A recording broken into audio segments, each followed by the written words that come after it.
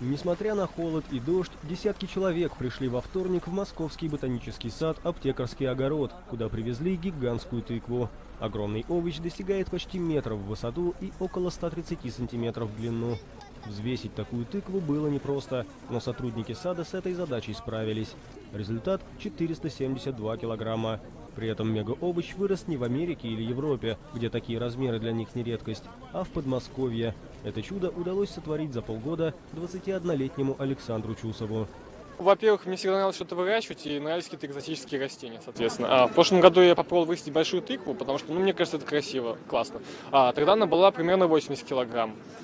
И там был еще конкурс. Я с этой тыквой выиграл в конкурсе, выиграл гектар земли. Мне понравилось за тыкву гектар земли. Подумал, что почему бы не вырастить совсем гигантскую тыкву. Соответственно, захотел, вырастил. Самую тяжелую тыкву в мире весом более 1190 килограммов вырастил в 2016 году фермер из Бельгии.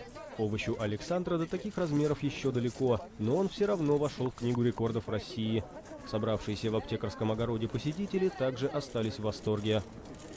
Супер тыква. Это тыква моей мечты. Я бы так сказал. Буду пытаться вырастить тоже. Почему? Потому что хочется. Новое хобби.